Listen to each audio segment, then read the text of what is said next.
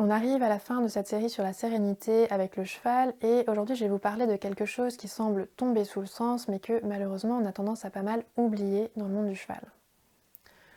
Pour ça, j'ai envie de vous demander de repenser à la dernière fois que quelque chose est parti en vrille avec votre cheval, soit que vous l'ayez par exemple lâché en main, que vous ayez fait une chute à cheval.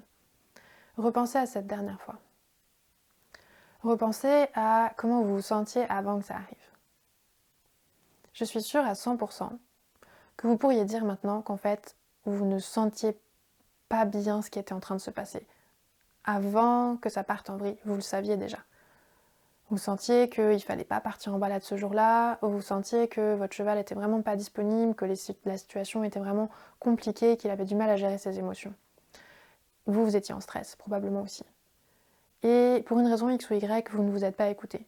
Peut-être parce que vous aviez déjà prévu cette sortie avec quelqu'un, et que vous ne vouliez pas laisser tomber cette personne, ou bien parce qu'il y avait des gens qui vous observaient, et que vous ne vouliez pas donner l'impression que vous aviez peur. Ou bien parce que vous aviez une échéance à respecter par exemple. Ou juste que vous aviez décidé que ce jour-là vous alliez faire ça et que vous n'aviez pas forcément d'autres opportunités dans la semaine de revenir pour faire une autre séance. Pour une raison X ou Y, vous avez décidé de ne pas vous écouter. Et donc de ne pas écouter aussi votre cheval qui vous avait donné 1 million de signaux avant de partir vraiment en vrille. Et la solution, elle est là. En fait, les chevaux sont des animaux qui réagissent par la crainte et la fuite. Et on ne peut pas changer leur nature profonde.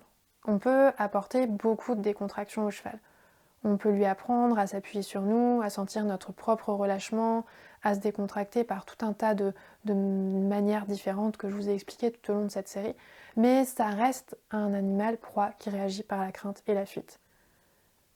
Et il fait 500 kilos.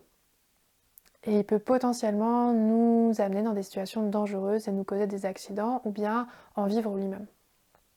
Du coup, on ne peut jamais être 100% sûr avec un cheval. Même le cheval le plus sûr de la Terre, un jour pourra avoir peur de quelque chose. C'est normal. En plus, ce sont des êtres vivants, sensibles et intelligents, comme nous. Du coup, ils ont aussi des jours avec et des jours sans. Vous avez sûrement remarqué par exemple que les jours de grand vent, votre cheval est beaucoup plus regardant. C'est logique. Un bruit dans les feuilles, ça peut aussi bien être un prédateur qui va vous sauter dessus. Donc quand il y a sans arrêt des bruits dans les feuilles, comment savoir s'il y a vraiment un prédateur qui est caché ou pas? C'est très effrayant pour un cheval. Et donc ça explique que votre cheval, pendant les jours de grand vent, soit particulièrement distrait ou bien même particulièrement stressé ou anxieux. Et donc potentiellement particulièrement dangereux. Et ça, vous ne pourrez pas le changer parce que c'est sa nature profonde. Il faut accepter. Les chevaux sont comme ça et on prend un risque en les côtoyant. Mais tant qu'à prendre ce risque, autant faire en sorte que ce risque soit le plus bas possible, non? Et ça repose sur quelque chose de très simple qui va être de vous écouter. Si vous vous trouvez dans une situation où vous vous rendez compte que vous n'arrivez pas à gérer, vous ne le sentez pas, vous sentez que votre cheval est en stress, vous sentez que vous n'êtes pas en capacité de retrouver votre calme et de gérer, eh bien arrêtez tout. Arrêtez tout, remettez votre cheval au pré, remettez votre séance à plus tard. Vous allez probablement éviter un accident. C'est comme ça qu'on évite les accidents. C'est comme ça qu'on reste sûr. En faisant les choses seulement quand on les sent. Pareil, quand vous êtes dans une évolution avec votre cheval. Ne passez à l'étape suivante que un jour où il est calme, un jour où tout va bien, un jour où vous le sentez. N'essayez jamais par exemple de faire votre premier galop avec un jeune cheval un jour où vous sentez qu'il est excité. Vous courez à la catastrophe. Écoutez-vous, parce qu'au fond de vous, vous avez la réponse et vous savez si vous pouvez faire les choses ou pas. Donc écoutez-vous, écoutez votre cheval. Et n'ayez pas honte. Il n'y a pas de honte à sentir un danger et à éviter le danger. Ça s'appelle être intelligent, être raisonnable. Ça s'appelle prendre soin de soi et prendre soin de son cheval. Donc quand vous ne sentez pas les choses, vous arrêtez tout et vous remettez à plus tard. Et même si vous êtes au milieu d'une séance, il n'y a pas de souci.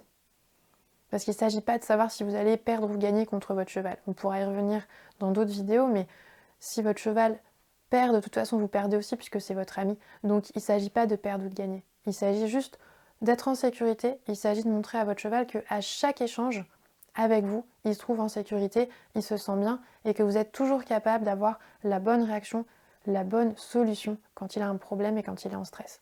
Et des fois, la bonne réaction, bien, c'est juste de ne pas lui demander de se concentrer sur quelque chose quand il n'est pas en capacité de le faire. Donc écoutez-vous, faites confiance à votre instinct, à votre intuition. et vous verrez que ça vous évitera bien des situations compliquées. J'espère que cette vidéo vous aura été utile, qu'elle vous aura convaincu de vous faire davantage confiance et de vous écouter plus que d'écouter les pressions extérieures, le regard extérieur, etc. Si c'est le cas, mettez un j'aime, partagez-la pour que toutes les personnes qui ont besoin d'entendre ce message puissent en profiter. Et puis abonnez-vous pour pouvoir voir les prochaines vidéos que j'aurai à vous proposer.